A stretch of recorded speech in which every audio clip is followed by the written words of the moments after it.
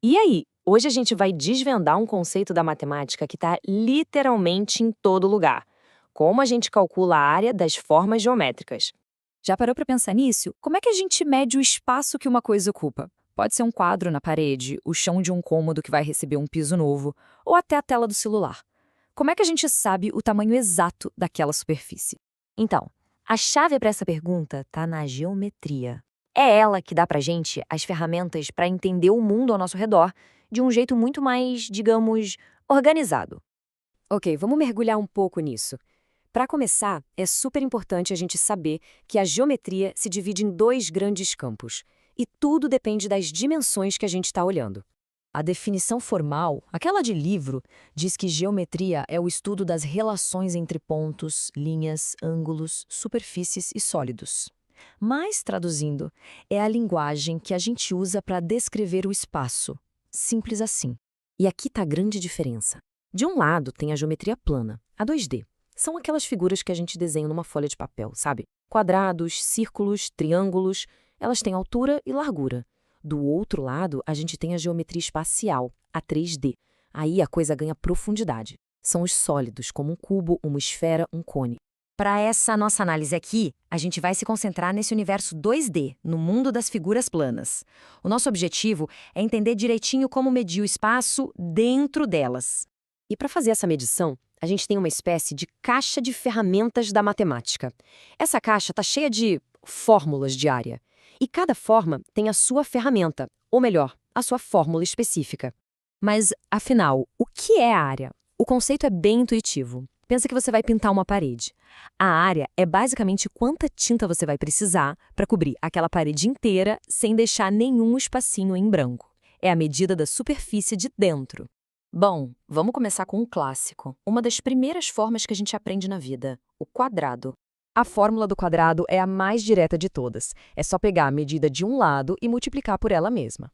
Lado vezes lado. Ou, como a gente costuma dizer, lado ao quadrado. Por exemplo, se um quadrado tem um lado de 5 centímetros, a área dele vai ser 5 vezes 5, que dá 25 centímetros quadrados. Moleza, né? Ok, agora vamos para outra forma super comum, mas que tem um truquezinho na hora de calcular. O triângulo. Para o triângulo, a lógica é um pouquinho diferente. A fórmula é: a gente pega a medida da base, que é o lado de baixo, multiplica pela altura e aí divide o resultado por 2. A base é fácil de ver. Já a altura é a linha reta que vai da base até o ponto mais alto do triângulo, formando um ângulo de 90 graus. E para fechar o nosso trio de hoje, vamos para uma forma que não tem lado nenhum, mas que está em todo canto: o círculo.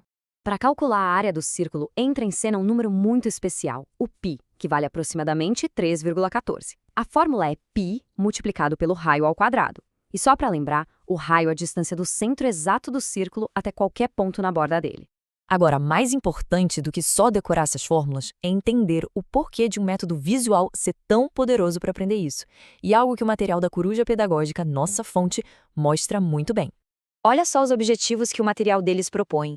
Não é só decorar, sabe? É compreender o que a área significa e, principalmente, desenvolver a confiança para conseguir calcular as áreas por conta própria.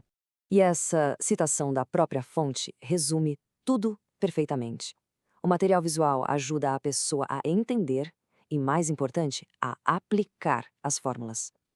Ver a imagem da forma bem do ladinho da fórmula cria uma conexão no cérebro que é muito forte.